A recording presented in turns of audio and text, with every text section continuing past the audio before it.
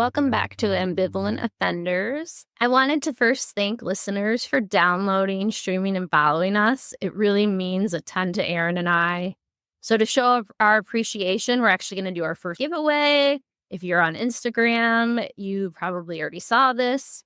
I'll talk about it more at the end of the episode. We also launched 2 tiers of Patreon. So if you're somebody who wants extra exclusive episodes, mini episodes, sometimes it'll be just me, sometimes it'll be just Aaron, sometimes it'll be both of us. They'll be like about 30 minutes long, and an extra exclusive episode once a month. Again, that will never be released to the general public. Then Patreon is a good place to go. You also have giveaways and some other perks. So take a look at that. The link is on our Instagram. Yep, check it out. Yeah, and it really obviously helps us. There's $3 and $5 a month. It's really about obviously us doing this for fun, but it also helps pay for our hosting and editing site fees. So we're not hemorrhaging money all the time. It's offsetting the cost a little bit, hopefully. Yes. Okay, I'm going to stop there and circle back at the end. So you got to listen to some Russian history first, or go to Instagram. I apologize. Hopefully, listen to Russian history though. Okay, we're back to women, another female villain. Actually, and I'm not going to do a female one next time. There we go. Go back to the men. So right off the bat, I want to say this was a hard one. And I should know because I chose Nixon as my first person. When I said in one of the reels that I like to challenge myself, that's true. But this one was a real beast. I am still actually grappling with how I feel on the scale piece. So actually, I'm hoping that we can record this in 2 different sessions so I can think through how I feel. And it's a lot of material. It's a lot, yes. You have royalty, marrying royalty, you have all that drama. Then you're going to have military conflicts. You're going to have World War I. You're going to have a first revolution, a second revolution, and untimely death. So obviously doing John of God and having his death, like the Black Death and the Peasants' Revolt. Right. So also there, I should say, when it comes to war, if you're somebody who's like really into war strategy and such, I want to make sure that the story does focus on Alexandra, because often it ends up being about Nicholas or about Rasputin. And while they all intermingle, and there's no way you can tell her story without those people, I do want to just hit upon where we see Alexandra's influence the most. So just keep that in mind. Before I start, I do want to also start with a short preface. A lot of my information is actually going to come from a biography on Alexandra I got. It was called The Last Empress from Greg King, and it was written in 1994. Right in the preface, he actually notes 2 big things that I want to directly quote because I think they're pretty mind-boggling. So first thing he said was, perhaps no other woman in the 20th century history has been so maligned, so misunderstood, and held partially responsible for such a momentous event as the Russian Revolution. Wow. Yeah, big quote. And then second one I want to share, again, directly quoted from that book, 75 years after her death, side note, again, when that book was written, Alexandra continues to fascinate, a measure of no doubt of her complexity and nearly incomprehensible character. That she remains very much an enigma is not for the lack of evidence of her life and thought. Alexandra left a wealth of letters and diaries. Members of her family recalled her life in times. Friends wrote defenses of her.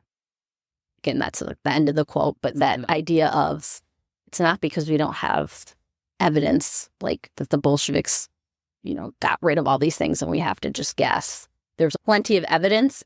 It just still makes her this very complicated, like he says, and a real true enigma. Mm-hmm. And another piece of the puzzle that really makes it hard to judge is that writers in the past have been largely very harsh in their depictions of her. So the author King, in the biography that I read, he notes one book she's labeled as, if not an imbecile, she was politically and socially illiterate. Wow. Yeah, Yeah.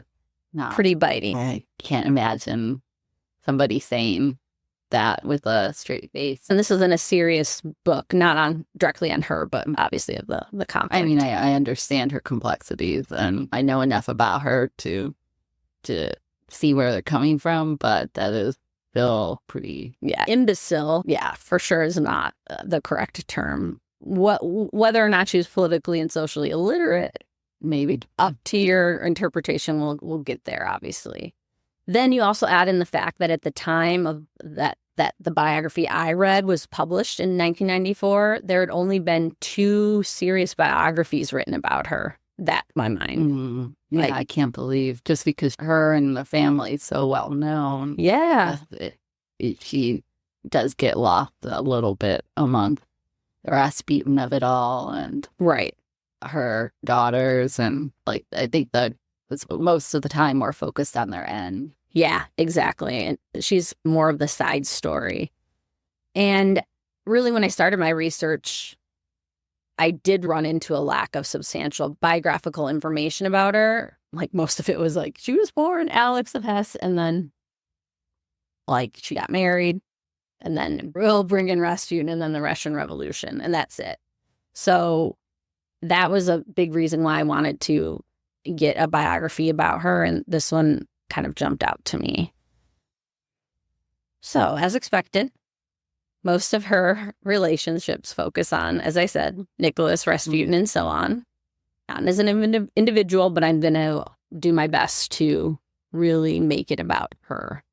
And then the last complexity I want to talk about that makes it, I think, a harder topic to talk about today is that basically the Romanovs have been romanticized, especially in Western culture, in the U.S. and such. And, of course, after their horrific murders at the hands of the Bolsheviks, of course, it makes you sympathetic, but yeah, we know Carolyn also faced a tragic death. But Americans have really, despite our rejection of monarchy, we're recording this right around 4th of July, which is kind of funny. Yeah. Americans have always been dazzled and interested in royalty lately. And, of course, the mystery of Anastasia, that long-held mystery, whether she escaped. But it's always been beyond that, right? There's been pretenders and finding where their bones are and confirming whether or not Alexei did have hemophilia. Spoiler alert, he did. And I'll talk about how they know that now. I think between the mystery of their bones and Anastasia, and I think it also helps that we have so many good pictures and film of them too. Yeah. So you don't just see the oil painting of them. So I think people feel closer to them than they do royalty of the past. Yeah. And I know I spent a lot of time staring at those pictures, whether Alexandra was a young woman or with the family. It's hard not to. But moving on, that was my preface. But we're going to actually start at the beginning, of course, of Alexandra's life, when Alexandra was not even Alexandra yet. So I'm not going to call her Alexandra until she is actually converts to Orthodox and takes on that name. So right away, again, she's not Russian-born. She's born Alex of Hesse and by Rhine, part of the German Empire, which hadn't been fully united at this point.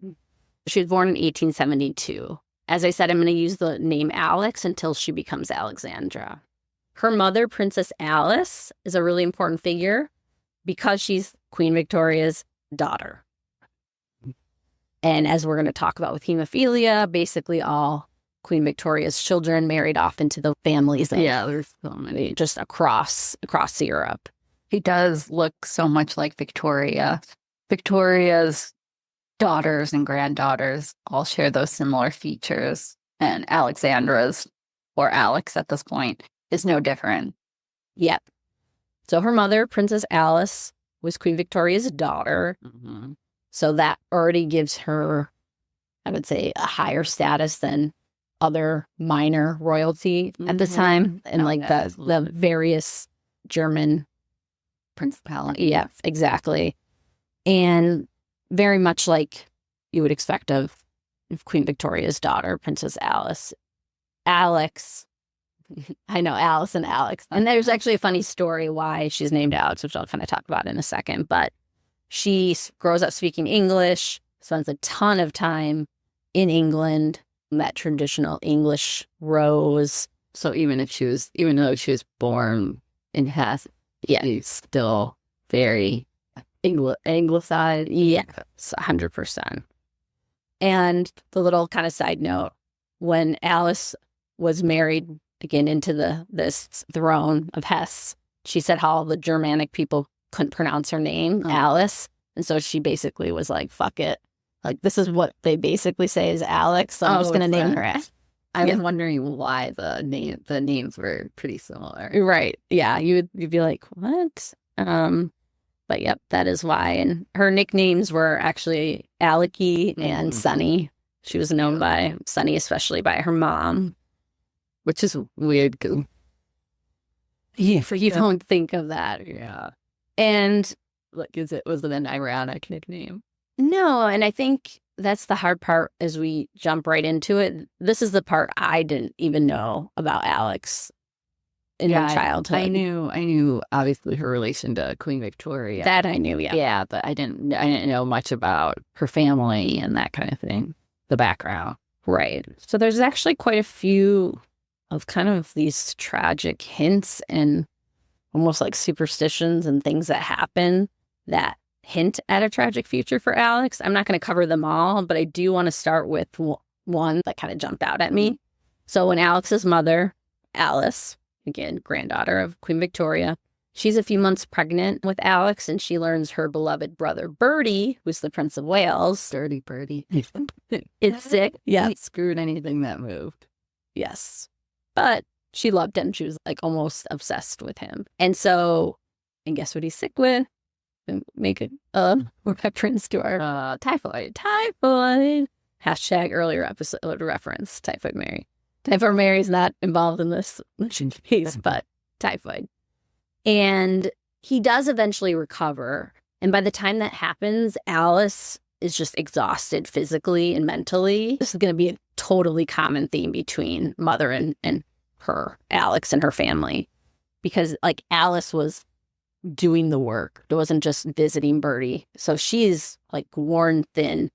So the story is she comes home, she lays on the couch for days afterwards when she gets back, and she worried that her demeanor actually would affect the baby she was carrying.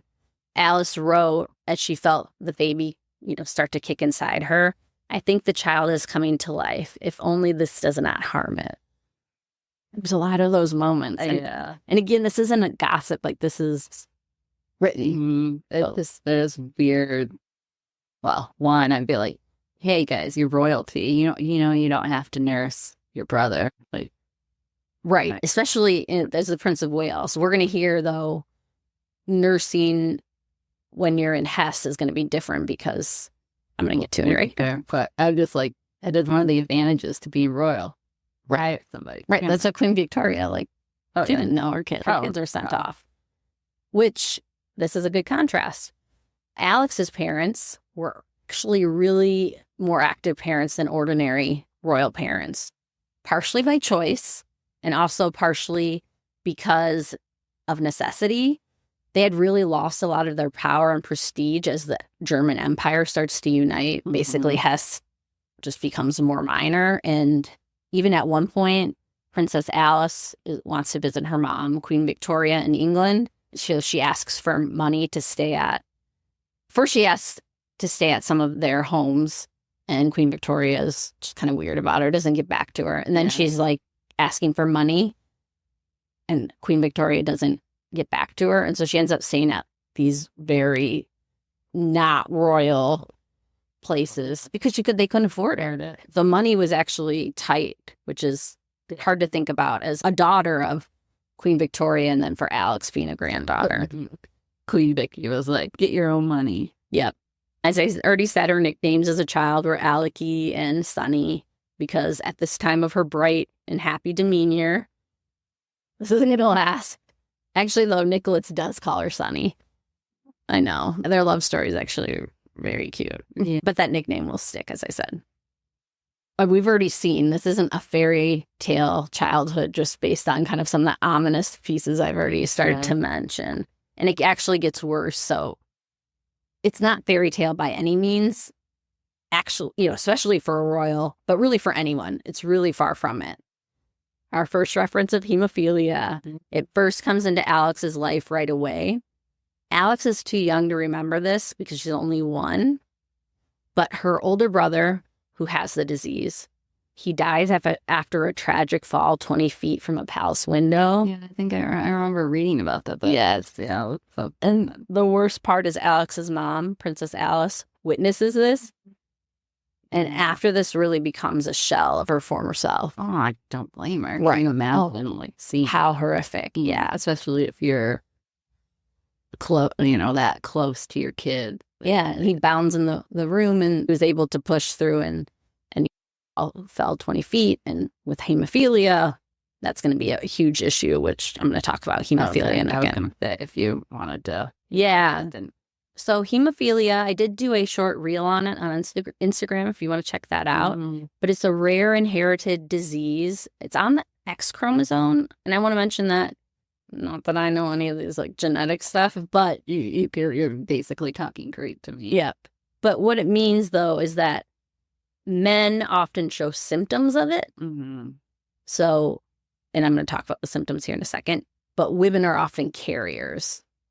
So we were, in the way future, and I'm going to get to it, when we discovered the bones of the Romanovs, they were able to confirm for sure that Alexei had hemophilia. Obviously, people assumed that that's what it was, but we were able to scientifically confirm because of the bones. And actually, it's type B, which was the more rare one. I'm not going to go into A and B. That's a different one. And it really, obviously, is going to spread across families as Queen Victoria, most likely, again, we don't have confirmation because we don't have with their bones. Most likely, Queen Victoria was a carrier. Her daughters are, and it didn't mean always that your kids had it.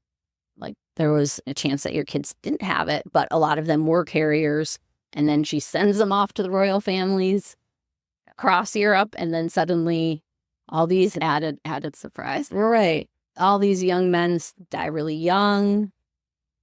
That's not super common at the time. So it's not like people are like, hemophilia. It was actually nicknamed the royal disease.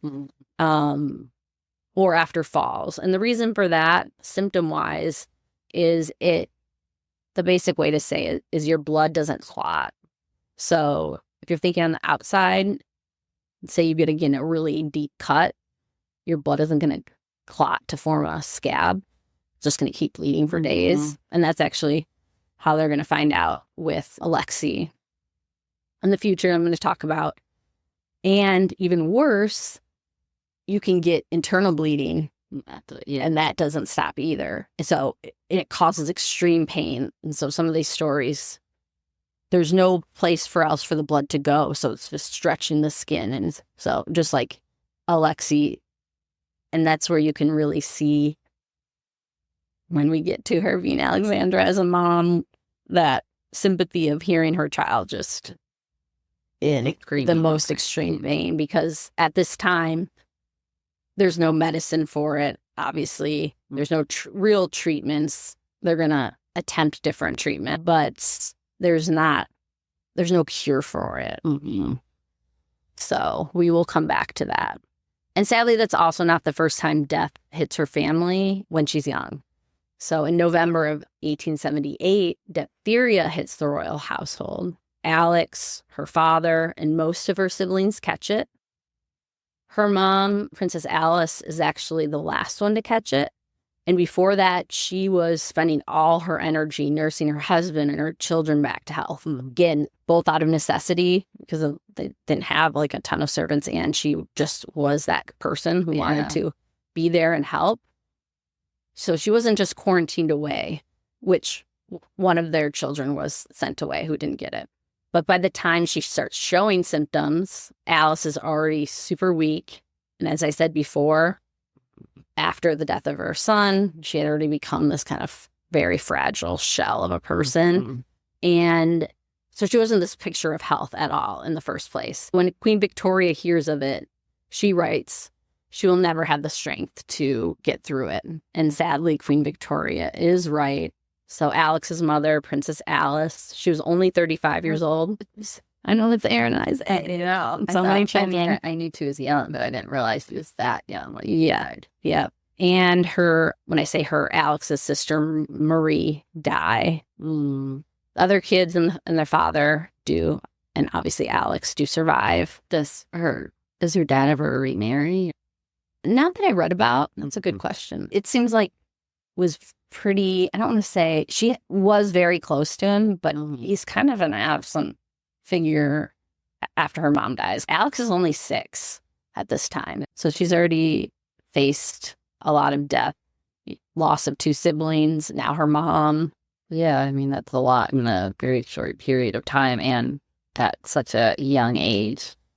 Yeah, I cannot imagine. I mean, we know now that trauma, even when you're really young, so like when she was 1, that doesn't matter if you're young and don't fully understand it. That's still going to cause some trauma. And she obviously saw how everything affected the mom, and I'm sure the rest of the family too.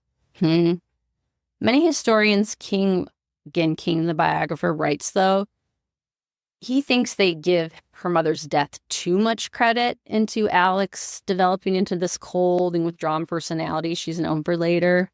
She had already shown some signs of inheriting her mom's really melancholic demeanor, making her come across often as cold or haughty, as well as later times when she could hardly get out of bed. She'd spend weeks or days in bed. I'm like, well, if I can do that, but just not being able to, like, no energy. And she did have difficult pregnancies and such, but after, like, whenever Alexei had a fit, which we'll talk about later, after that, she'd spend a lot of time in bed.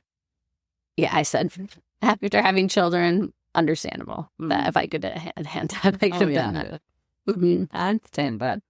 But another thing it did do, for sure, was give Alex a preoccupation with death. And this wasn't actually Alice alone. King notes that Alex's whole family was really, he quotes, preoccupied with gloom and the hereafter. I mean, Queen Victoria famously mourned her husband for pretty much the rest of her lifetime. To be fair, it wasn't just Queen Victoria. I think they call it the cult of death, where post-mortem pictures were the rage, lockets with hair from recently deceased family members and such. That was all the rage. It was very popular, very trendy.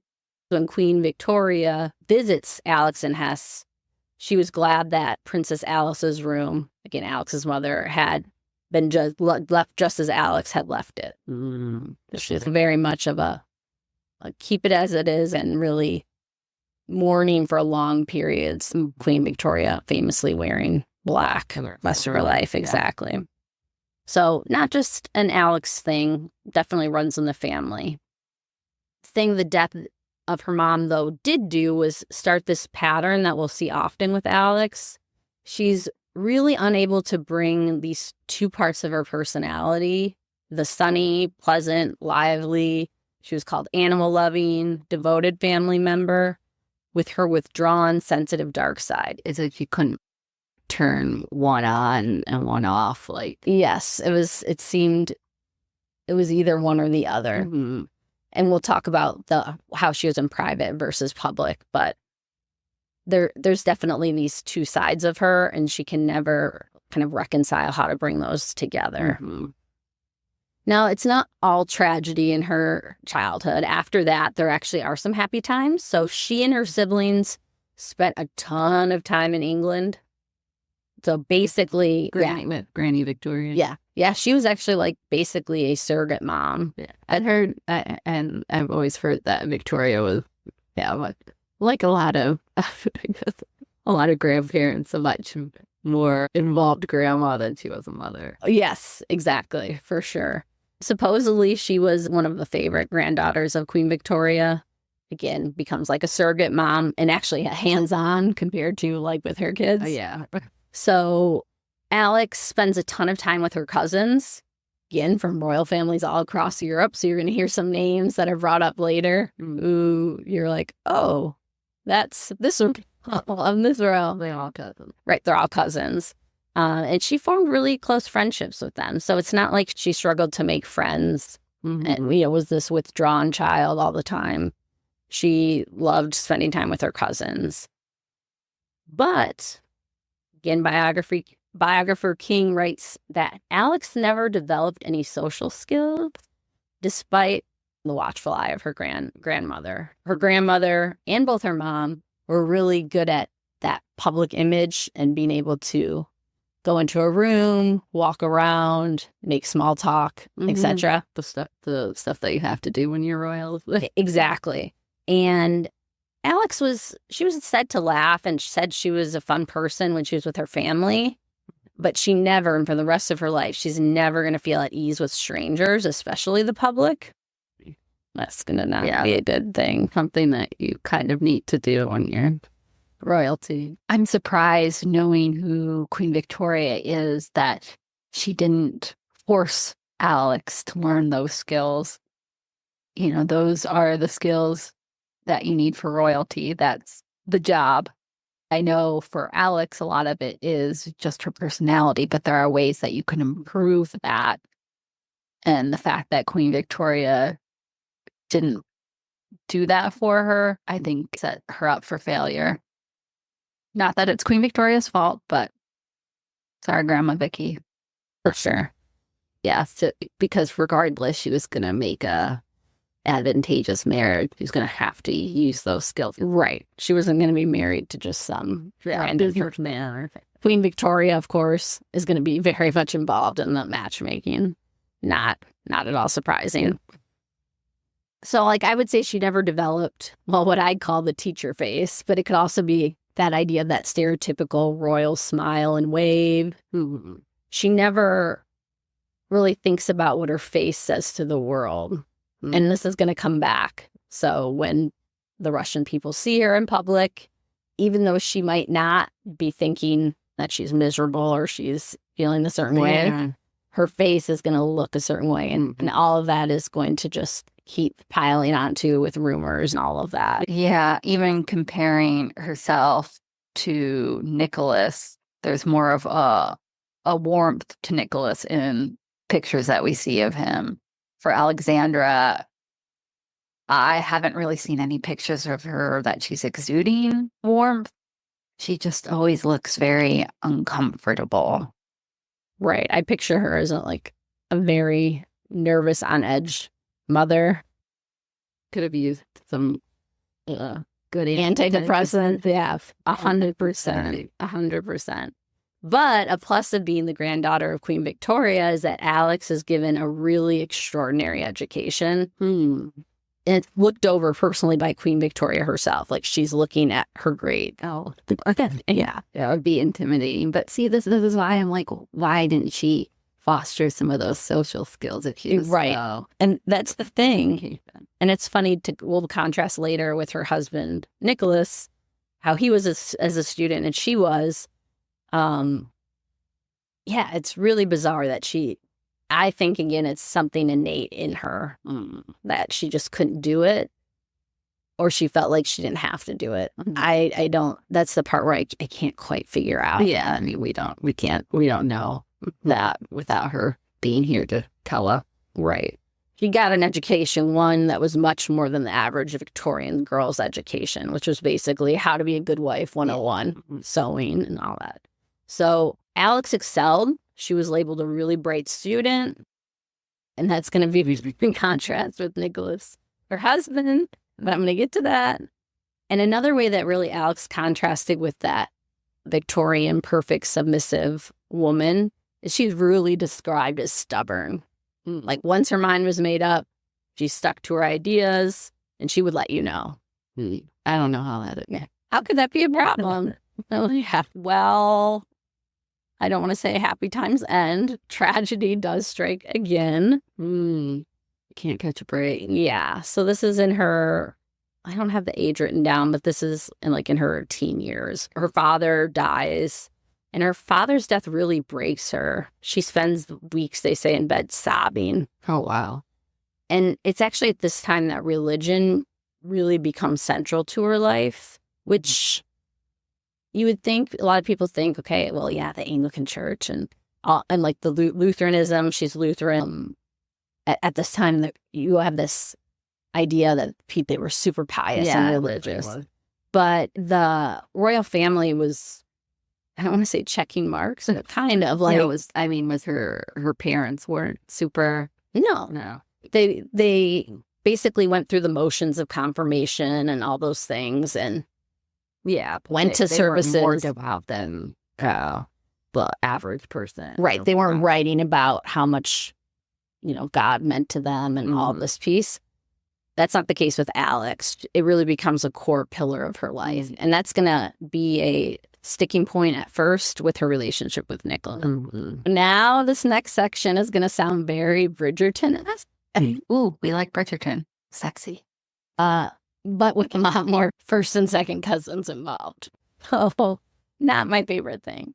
Queen Victoria, please expand your horizon.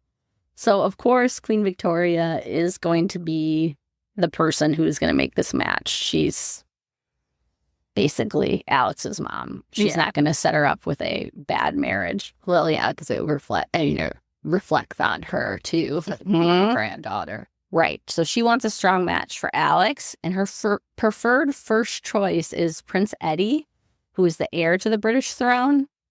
Also her first cousin. Yeah, but that doesn't matter. Then they're like, that's actually preferable. Yeah. And right away, Alex says, hell no.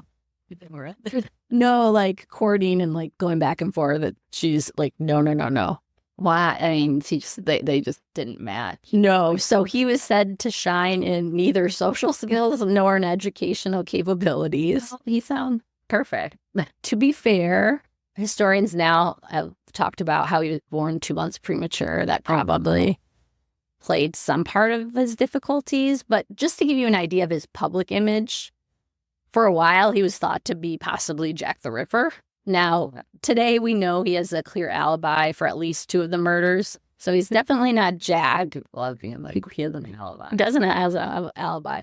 But that gives you an idea of what image they gave up to the public. Yeah, where they're like, he's creepy enough to do this. Yeah. So not surprising. So he proposes, she rejects him, despite Queen Victoria basically begging her to accept the proposal. Yeah, I'm surprised that, well, I guess you did say that Alex was stubborn. Yes, like I'm surprised that she felt that she could say no to Queen Victoria. Mm-hmm. And Queen Victoria tries to set her up with another match. I'm not going to go into the details. Basically, he's somewhat of a minor royal. He's sent to where she's staying, trying to like bring them together and hope that they'll like trying to like stay, like do a meet cute. Exactly. And Alex basically avoids him the whole time. And so finally he gets a hint and leaves. So again, she's stubborn and she's not going to marry anyone but a love match. She wants a love match. Wow. Which I'm surprised because, I mean, I know that was still uncommon at the time. Obviously, Queen Victoria allowed some of her kids to, right? But for the most part, it was all dynastic. Exactly. Like setting them up. Yeah. Maybe they'd find love after the fact in the marriage, but a lot of them didn't expect to go in loving a spouse. And then, ended up becoming really close and developed these deep relationships. But as you said, most of them didn't at the beginning. Yeah. Like have any relationship. Well, that's what I'm just surprised that she felt that she could say that in Victoria. I know. We're like, Granny, I want to marry for love. To be fair, like Victoria did. So I'm going to ask you, do you know what Queen Victoria's biggest fear was when it came to matchmaking? Don't look at my script. Because we're actually recording together today for the first time. Her greatest fear. Yeah. Well, it's not going to be that Alex is going to marry like a butcher or something. No. No. It's Russia, right? Her biggest fear was that Alex was going to marry Nicholas II, who will become Nicholas II of Russia. He's the Tsarevich, which is the term for the heir to the throne in Russia. So why is she scared of this? What does Alex even know about Nicholas? Again, what made this such a concern? Yeah. Well, so do we think that the reason that Alex turned down the other ones was because she had somebody already in mind? Yeah, actually, because she met him back when she was 12. Oh, yeah, I do remember. So a little weird. She visits Russia for the first time to see her sister get married, her sister Ella, who's marrying into not the Romanov family, but like a higher up, like where the nobility. Exactly, where she's exposed to that. So she's 12, he's 16. Okay. I mean, not the worst. Yeah, the 12-year-old being like with a 16-year-old thought. Right, especially when you live in such a isolated world. Yeah. I mean, Nicholas isn't. And he's good. And he's a good-looking man. He was, yeah. So I mean, I don't want to be creepy about a 16-year-old. But he was, yeah, he was good looking, and Alex like wrote, basically like. Did she write bad poetry? She writes a lot of like poetry and like love letters to him. Yeah. So she was saying that totally crushing on him from day one. She visits her sister again later as a teen, and she reunites with them. Mm-hmm. They spend more time together, and it's apparent to everyone that these two lovebirds are hurtling towards the altar, especially because Alex's sister Ella was already in Russia, and Ella really wants her to marry Nicholas. She's really... They probably want her sister there. Yeah, she's pushing it a lot, and that obviously has a lot of sway with her. But again, this is a good match for her, especially being such a low nobility. So what? I know you're going to talk about why, but yeah, I mean, I kind of know why, but I know for most people, you'd be like, why would Victoria care about this huge royal family that has been in control for 800 years in Russia? It's way better than marrying, some like little princeling in another German day. Right. When Alex ends up marrying Nicholas later, he's said to be the richest man in the world, most likely. $20 billion in assets. Like their house, the palace was so large that they found on one of the upper floors that a peasant family had been living there for like years. They had like animals and stuff. Wait a minute. I have never been to this section of the palace before. Yeah, I didn't mean to. I wasn't going to put that in, but I'm like, can you imagine that being a problem of like your palace is so large that's an issue? I think you might be in too big of a house if you don't know a peasant family has squatted there. Yes. She's the queen of writing these flowery love letters. Mm-hmm. So much so that Nicholas, he never considers anyone else to be his wife. Oh, really? Yep. So there's anybody else that he considers, or there's like a broken off engagement. He's like, Alex, they were both pretty dead set on it. Yes. But there's three big things holding Alex back. One, Queen Victoria. So Queen Victoria couldn't imagine sending Alex to live into that country just so far away. Mm-hmm. And especially she was aware of the instability at the time. I'm going to talk about it later. But for example, Nicholas's grandfather, who was Tsar, the ruler of Russia, was assassinated when Nicholas was 12. Mm-hmm. So he sees blown up. Yeah, he was like blown up, but then like stumbled back to the palace with like missing a leg and all these. Yeah, I was like, oh my God. When I was reading that, and he saw that. So Queen Victoria, not that she obviously sees that there's going to be necessarily revolution. Yeah. I mean, Queen Victoria is a lot of things, but she's not a soothsayer. She's not Cassandra, But murdering the ruler of your country, especially because Alexander III was actually fairly liberal. Like he ended up being the one who freed the serfs. Oh. So... yeah, it ends up just making things worse for them. So Queen Victoria's not having it. And Nicholas's parents, they disapprove because she's just some minor German princess. That's what I was going to say. This is a good match for her, but not necessarily for him. On paper, yeah. And so They're like, she's a minor German princess. The future czar deserves more. And then finally, this is probably going to be the biggest thing that holds the marriage up, is Alex herself, because of religion. Mm-hmm. So if you're not familiar, if she marries the czar, she has to convert from Lutheranism to Russian Orthodox. And for her, that's out of the question. She actually famously says, I like this quote, "Religion isn't a pair of gloves to pull on and off." Oh, wow. Yeah. Right. So it's not something that she's obviously taking lightly. No, and she's obviously devastated about this. That's why I'm surprised, because obviously she would have known all along that would be, obviously the Victoria can be talked into it and that kind of thing, but the religion. Yeah. Well, and her family didn't, at that time didn't want her to convert either. But then things I'll talk about here in a minute start changing. So how did this marriage end up happening? We'll knock down that list. I'm actually going to, though, start with Nicholas's parents' disapproval. So Alexander III, who's Nicholas's father, he's the czar being the emperor. You can use the term emperor. Emperor. Emperor, the king of Russia. He was this huge hulking man. If you see pictures of him, Google him. So he was really this vision of a strong emperor. He literally tore plain decks of cards apart to entertain the children. Party trick.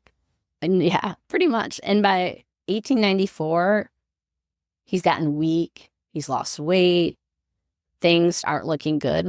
Clearly, it's pretty epic beard. Oh yeah, lots of facial hair. Very Russian. And so he's kind of wasting away. He's not diagnosed with anything in particular, but it's obvious his health is failing. Nicholas's parents know that Nicholas is not ready to be czar. We're going to get back to that. But is Nicholas early 20s at this point? Or he'll be 24 when he becomes czar. Oh, okay. So yeah. Young, but not. He's not becoming a boy king. Exactly. All right. We're thinking, okay, we can't. He's definitely not ready. We can't do anything with that. But we can at least set him up with a marriage that's going to kind of set on the right path. And especially knowing Alex, with Queen Victoria's teaching, and Alex herself will know this herself. She knows her husband is not ready, and so she especially basically helps him become kind of a ruler. Now, what kind of ruler? That's kind of thing. She's the more assertive of the pair. Oh, yes, 100%. Now, probably the biggest hurdle you're probably thinking about is religion. This actually led Alex to turn down Nicholas's first proposal. Oh, really? So he turned it down. Yeah, she was devastated. She was crying about it. Yeah. And but two things happened, and so was Nicholas. Nicholas was devastated, obviously. But two things happened while Nicholas and Alex attended a royal wedding. Again, a royal wedding. It's already getting off romantic vibes. We're all going to these royal weddings. They're all the time. So they're at a royal wedding. I don't know which one. Black eyes. Right. So they already have that romance. There's that tension. And Alex's cousin Willie, and he guesses to who this is. Yeah. Well, I'm assuming he was still Prince, but yeah. So who will he become? Kaiser Wilhelm. Yeah. So he'll be Kaiser Wilhelm II. He's going to be known for World War I. Yes, for sure. And I was in a big part too, also, with World War I, really this powerful German empire becoming basically Germany. Going back, he comes to Alex's room in the palace, and he basically said that changing her religion was worth it for bringing peace to Europe. Just kind of ironic. I was like, go you, sir. Yeah, he even supported the change in religion. Also funny because he had opposed it for his own sister. Oh, really? And another part was Alex's older sister had converted. So for Queen Victoria in the Western world, there was kind of the softening of it being so radical to convert. And as somebody who supported the match a lot, Ella, she spent hours talking to Alex about it and all the parallels with the Lutheran Church and the Orthodox Church. You're going to love it. Yeah, it's going to be great. So when Nicholas proposes again at this wedding. At the wedding. Well, not during. I was like, that's a faux pas. You're not supposed to get engaged at somebody else's wedding. Come on, Nicholas. That's common knowledge. Both of them kind of know that this might be the last time they see each other for a while. And so, or Alex is worried that he's then just going to move on because she's already rejected him. So Nicholas proposes again while they're all together in this, not at the wedding, but for the royal wedding. And she says yes.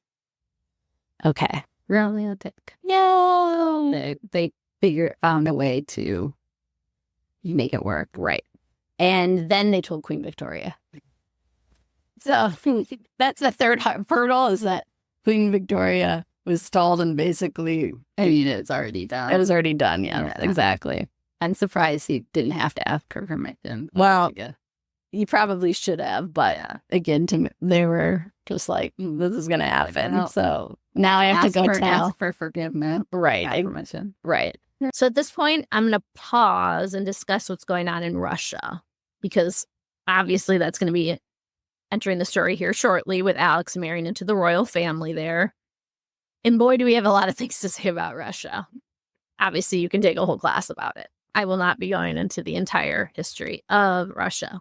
Yeah. But I want to start off with that the Romanovs had ruled over Russia for 3 centuries until we're going to learn Nicholas II's abdication in 1917. Spoiler. Spoiler. It's a pretty remarkable fact on its own. So they had been the royal family for 300 years. I know this is, in a way, for a lot of people who know history, already thought about, but I do want to really emphasize this idea that, like any monarchies, the leaders are born into their roles, despite their competence in government or politics or not, or even if they liked it. So kings or emperors didn't just pass the throne to their brother because they'd rather pursue a life in the arts or, be an actor or follow the Grateful Dead. Like, you didn't have that choice. There were no other options. So you are going to have beloved or iron fist rulers and others that are weak. They're all across the board. And Russia's no different. Often with weakness, though, meant your family was at risk of being overthrown or a revolution. And especially in times of instability. So just wanted to put that out there, because we will see with Nicholas, he definitely is someone who is not interested in politics from the very beginning. And despite as you said, despite the fact that the family has been on the throne for centuries at this point, they're still not immune. I'm sure there's still families surrounding them, more junior branches of the aristocracy that would be more than happy to jump in if given a chance. For sure. So it's not just revolution for overthrowing the monarchy, but other branches and other people who, feel like they could do it better. Exactly. Now, Russia is very rare at this time, especially if you're thinking of Russia as part of Europe, because it's still a truly autocratic monarchy, which means while the Tsar and the Tsar being the name for the emperor, the ruler, the king, I'm going to use the word Tsar, has advisors, he has the right to hire and fire them as he pleases. He doesn't have to go through a parliament. There isn't a parliament until later. So he has complete and utter power.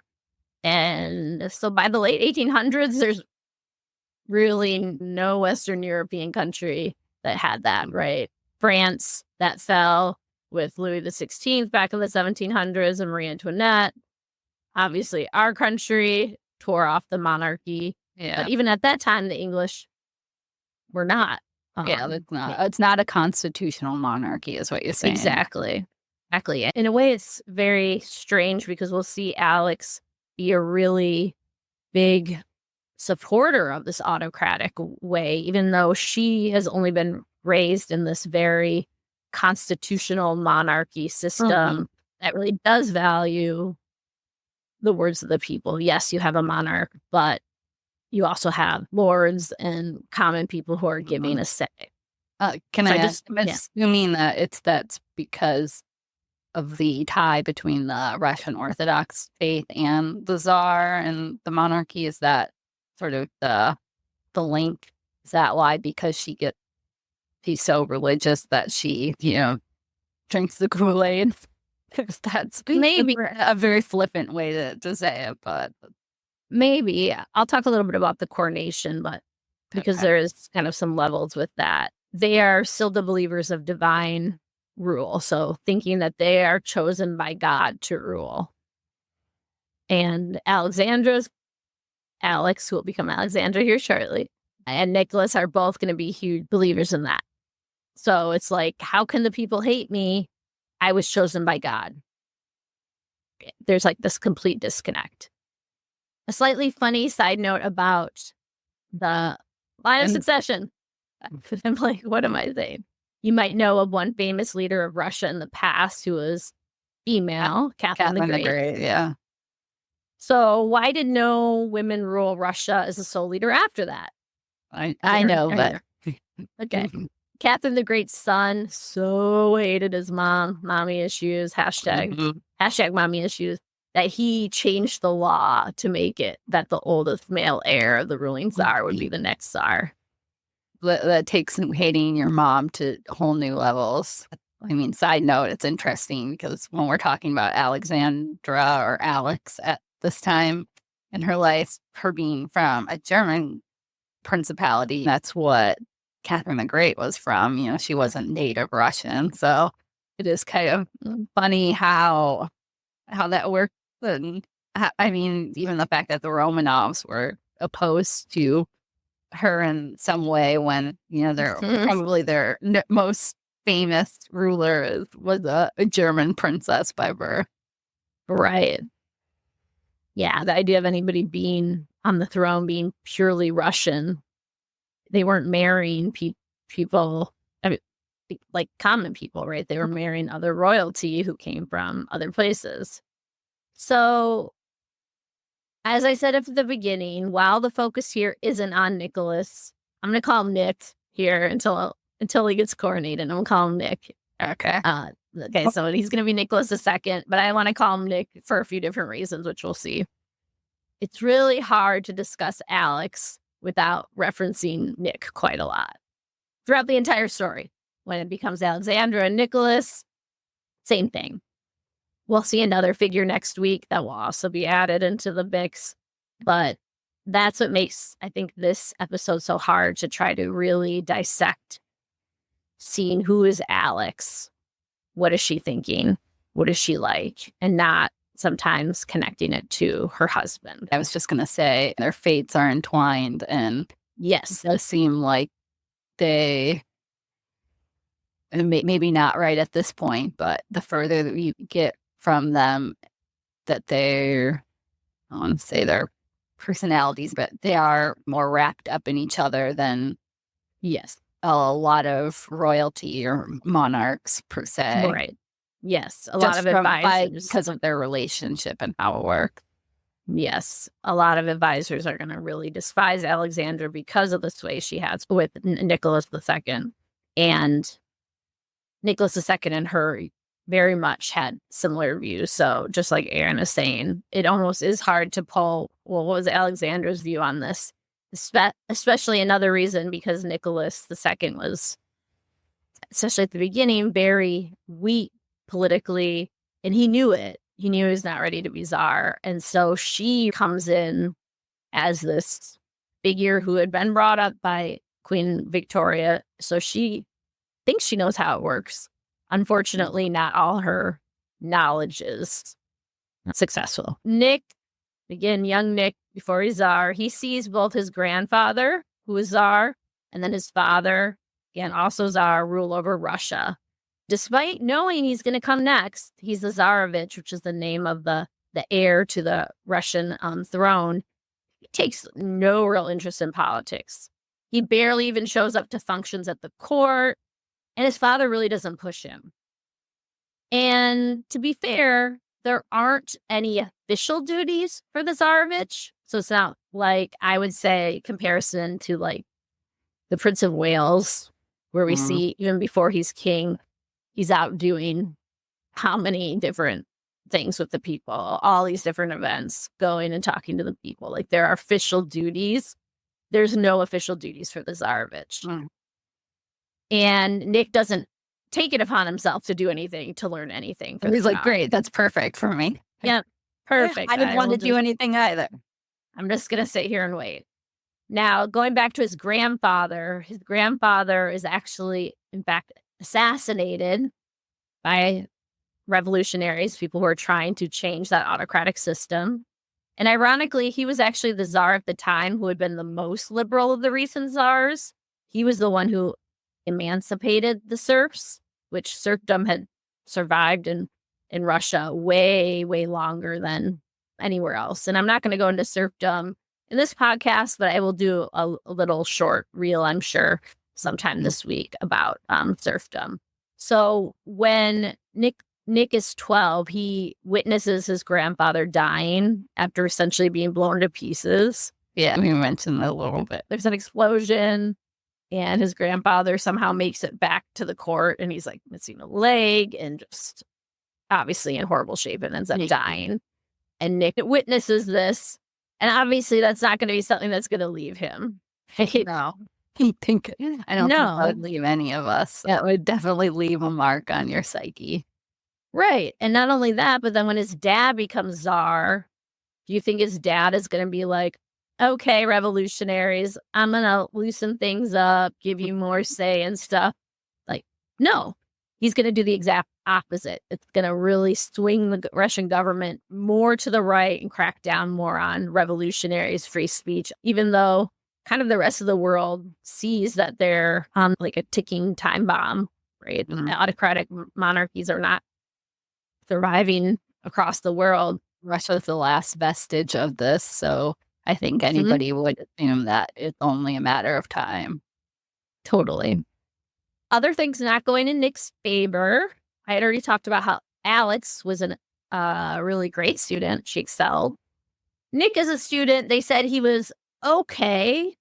They said he could do rote memorization well, but then he would immediately forget it.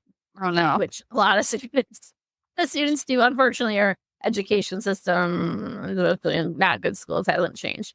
But it doesn't set you up for success for, trying to do things like critical thinking. Right. You already forgot all this stuff in the past. And after his education is over, that's pretty much it. As I said, he didn't have any other official duties. So it's just basically, I'm waiting until I become Tsar. I think two incidents that describe Nick, and also why I call him Nick, well at this time. And to be fair, this is the year and weeks before he becomes Tsar. So I'm not talking about 12-year-old Nick here. I'm talking about 24-year-old Nick, who's on the verge of becoming Tsar.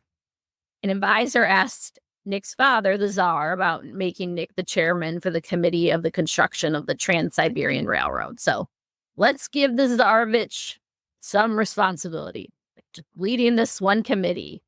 And the Tsar asks him if the advisor had ever spent any time with the Tsarevich or had a serious conversation with him.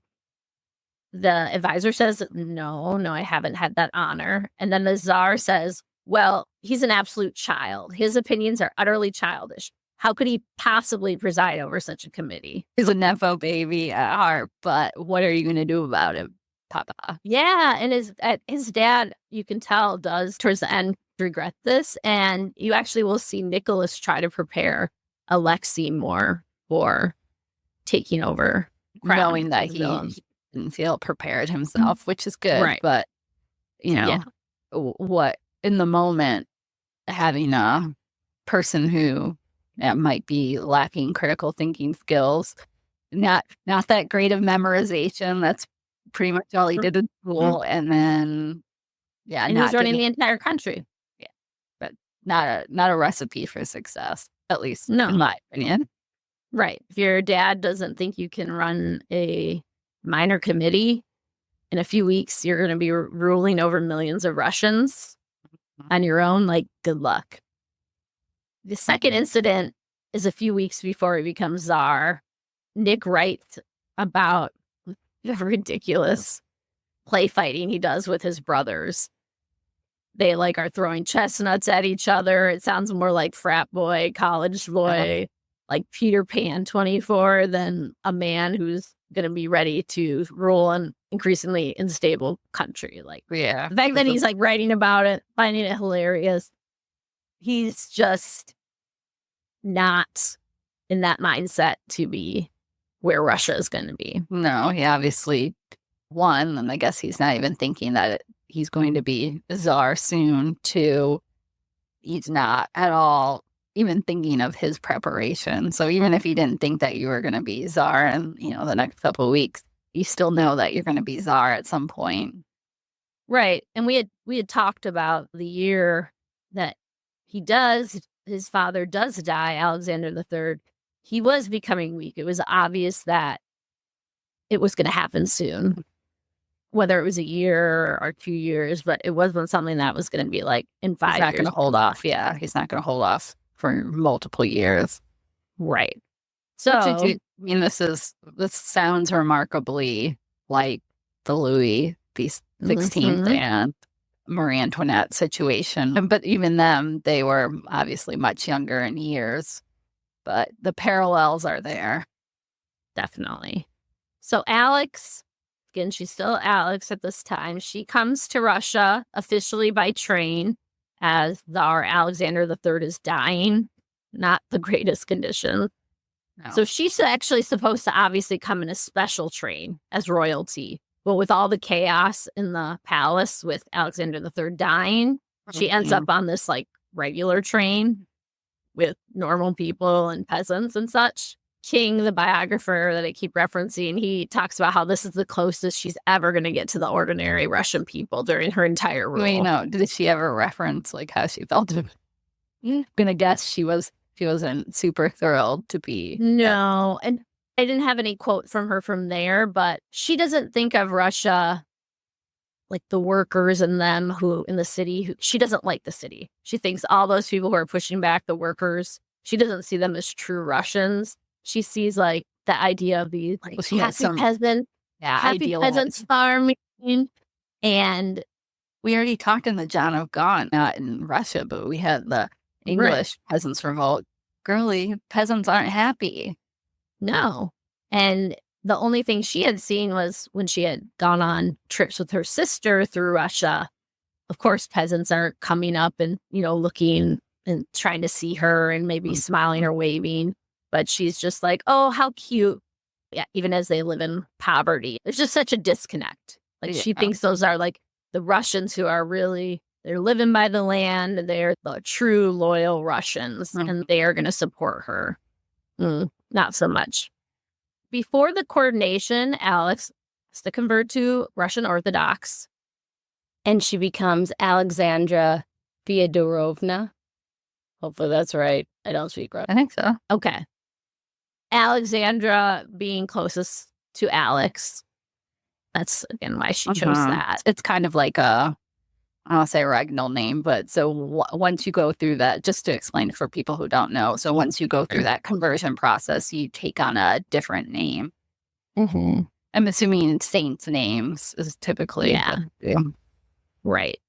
So from here on out, I'm going to call her Alexandra. I'm not going to use the second part of the name, but Alexandra, because that is now the name that she's taken. And I'll go for Nick to be Nicholas II, even though they haven't been coronated yet, but they will be.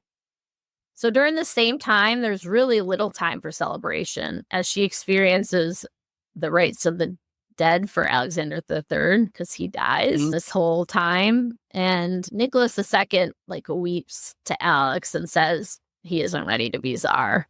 Suck it up, baby. Doesn't matter whether you feel like it. I mean, I feel for the guy because he has the self-awareness enough to know that he's unprepared. In this case. But also, Alexandra had this love for him, but also this real understanding of you are not ready. I'm going to have to. Oh, baby, I'm going to have to step up. Right. She definitely had that understanding right away. So that it wasn't something that came as a surprise. So the funeral rite, I did not know this. The funeral rites for Alexander III, they have this whole, obviously, procession. He's on public display for 3 weeks. And part of the service was to kiss the lips of the dead. No, thank you. And of course, he hadn't been embalmed until like 3 days after he had died. And then he's out for 3 weeks. Oh, no. So, of course, the smell was unbearable. And Alexandra obviously was not a fan of that. No judgment there. Not going to give her any judgment. Yeah, I don't blame her. Yeah, but it would be, no, thank you. Oh, I know. It's like not even like kissing the cheek, to kiss the lips. No. During the funeral procession for Alexander III, this was the first time that the Russian people could actually see the future Tsarina. She was there. I mean, everybody knew that she was there to get married. Right. And people, she had their sympathy because they were like, this beautiful young woman, she's coming, she's 22, she's coming to our country, and this is like what basically clouds her wedding. Yeah. Way overtaken. Somber. It's a somber start to her coming to Russia. She doesn't get any adjustment period. It's getting thrown right in. And in this time, she says she feels so lonely because she's still learning Russian. People are all scattered and talking to people. And Nicholas II's mom, the Empress Dowager, she's pretty young at this time and healthy.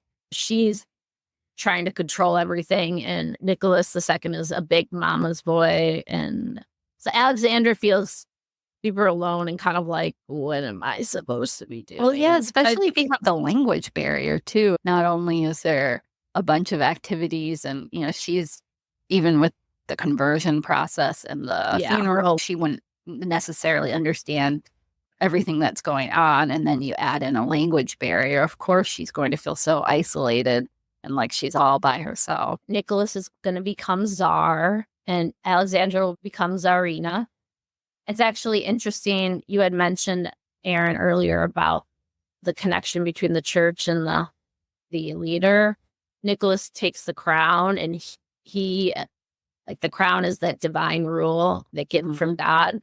And then he places it on the Tsarina. So he's giving her the power, which was pretty interesting. Yeah. No, I know that.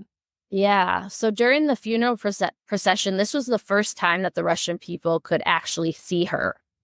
Obviously, they knew she was coming, but this was the first time that she was like in a public event. And ominously, people started talking about how she had come to us behind a coffin. Similar to the Tsarevich, there's no official duties for the Tsarina. Although unofficially, she's supposed to be the leader of St. Petersburg society. Having a procession, throwing extravagant events and balls. When she was visiting as Alex, especially when her sister got married and all the other times she came, they were just the most extravagant balls going on and events.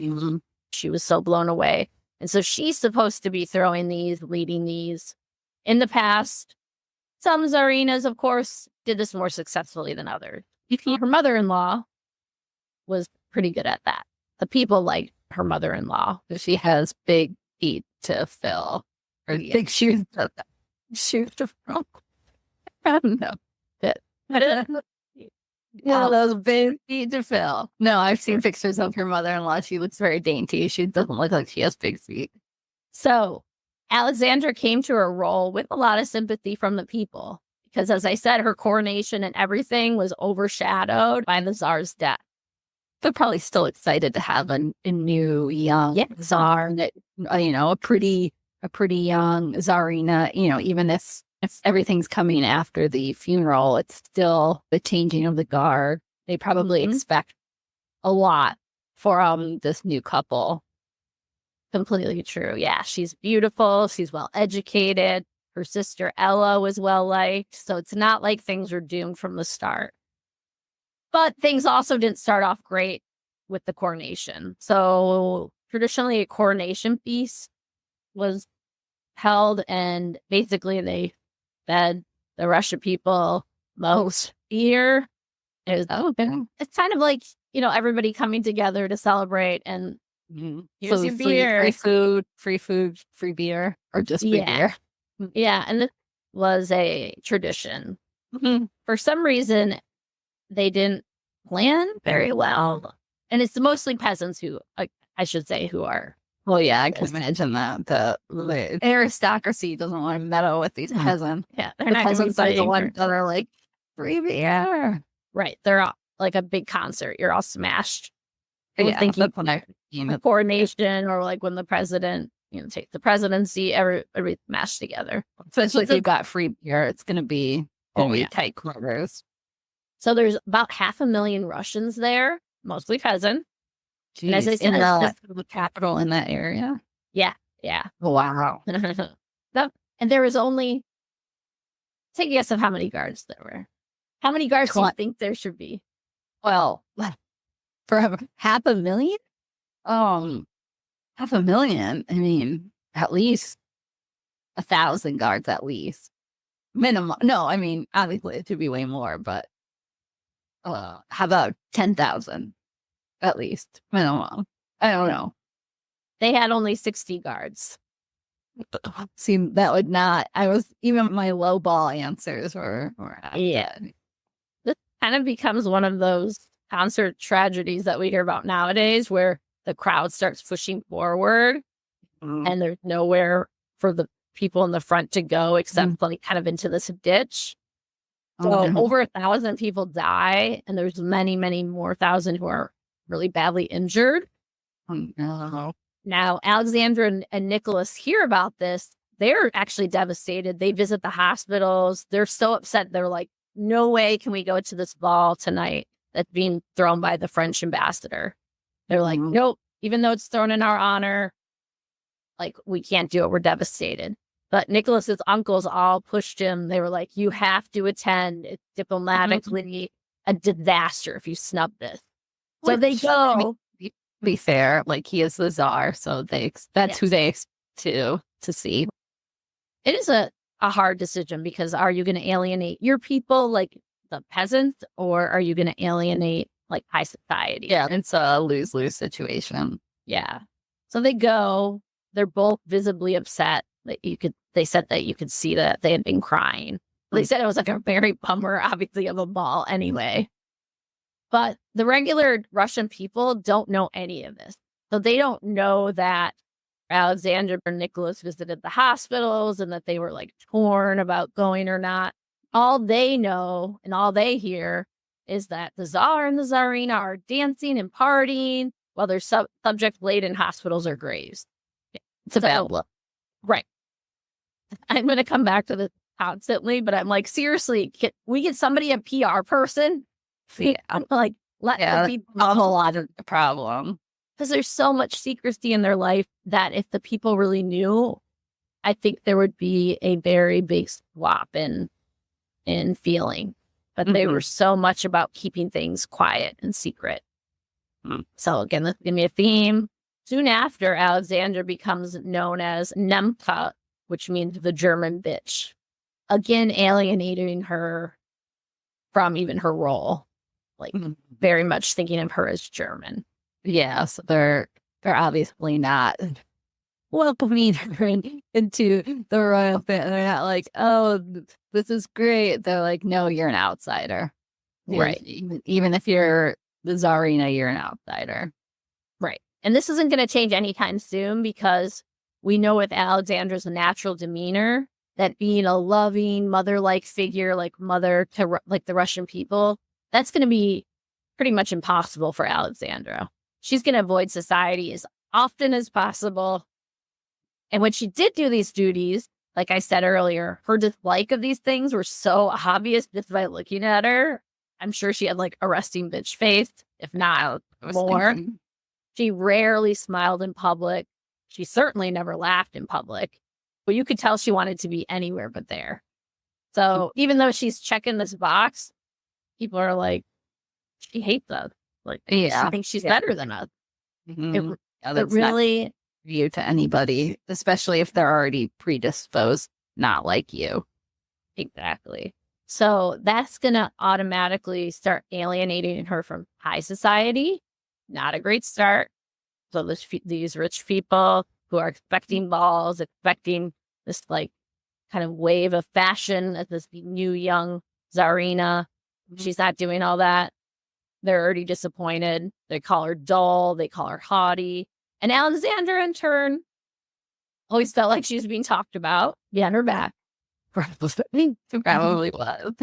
Which, yeah, like, yeah. No, that just means it's just pulling each party, each one of them further apart because Yes. they're not going to reconcile at that point if he thinks that 100%. about them and they think that she's haughty, and then it's just, like just keeps getting worse.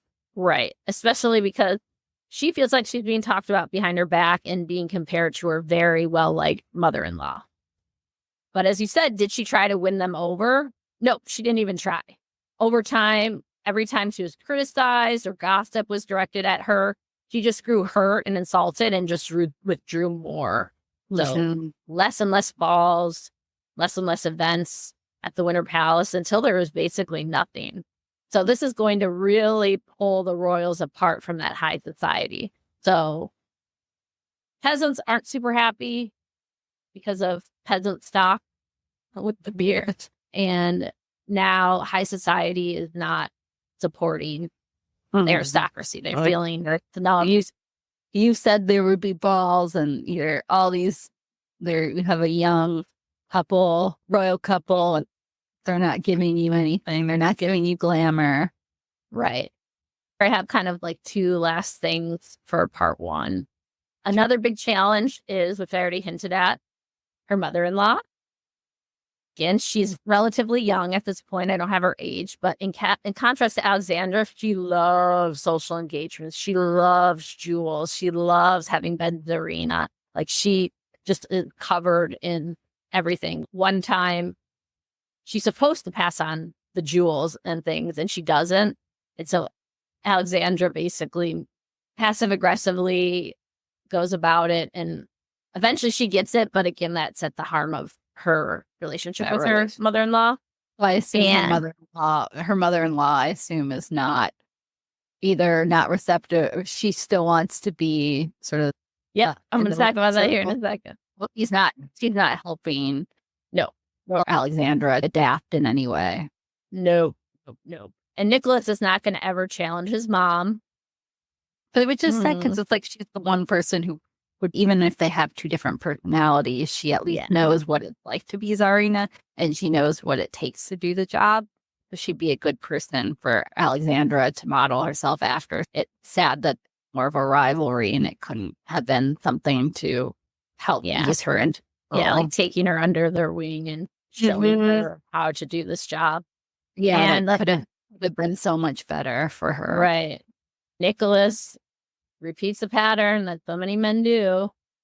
And I know of one in my life, not currently, but who doesn't want to challenge their mom, doesn't want to ever say anything bad. He's sticking out of it. He's like, I'm not having that conversation. And so his mom takes precedent at all the balls and engagements. She walks alongside Nicholas while Alexandra walks behind them. So not great with boundaries. It's just making me laugh because I don't know if I ever told you this, and it's not the same, but Matt, my husband, for those who don't know, he still has his first checking account, and his checks still have his name and his mom's name on it. So it looks like they're married. That's hilarious, though. I don't know. I'm picturing Nikki and his mom having shared checks as well. Right. They're definitely Shout out Matt. He's going to be listening. He's going to be like, why do you tell that? He's the one he showed me. I would have never noticed if he hadn't showed. There we go. His fault. So the last thing I want to kind of say about their relationship before I then talk about her and Nick's first days of marriage.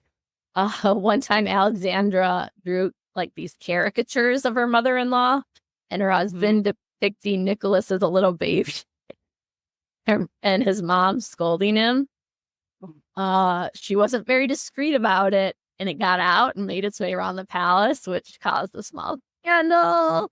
It obviously causes more tension between her and her mother. Yeah, although it does make me Alexandra can be a hard person to, I say like, because it's not, I mean, she's just so guarded that, yeah, it's hard to interact with her inner feelings, but somehow, I don't know, that makes me smile. I I'm like, know. what kind of a cheeky sense of humor. Right. I can relate to that. Totally. I'm like, oh, Alexandra, in that case. Girl, I know you. I I get know that. you. Right. Now, despite all this, you might think that her and Nicholas would have kind of a strain at the beginning of their marriage, but they had a really loving marriage. He called her Sonny, just like when she was young. Yeah. And unlike most royals, they shared a bedroom. Yeah, that's really scandalous, unusual. scandalous. And naturally, we know what's expected of her next as Tsarina. Take a guess. Give birth to a male heir. Yes. Instead, she gives birth to 4 daughters in a row. So she is, as we already know, a very nervous, on-edge person, and not like the healthiest person because like of those nerves and anxiety. She's stressed beyond belief because 4 girls, and they were difficult pregnancies. What I know about her is she struggled with her health a lot, and then you have all those pregnancies in a row, and then you add in the mental strain. So I think that would be hard on anybody's body and mind. But then when you're already predisposed to that, I can't even imagine how bad it got. However, luck seemed to change when in August of 1904, Alexandra has a light lunch. She kind of complains of indigestion. She goes to her bedroom and she gives birth to a boy. Surprising for everyone. Completely surprising. So Russia had their Tsarevich, Alexei, I'm going to use. In the West, they say Alexis. Both are correct. He was actually the first male heir born to a reigning sovereign since the 17th century. Oh, wow. Yeah, they usually call that born in the purple, like after Roman emperors. Nice. So they're all like, Russia is celebrating across like the country. Yeah, that's huge, especially for 4 daughters. Exactly. Everybody is super happy. Alexandra is probably at her happiest.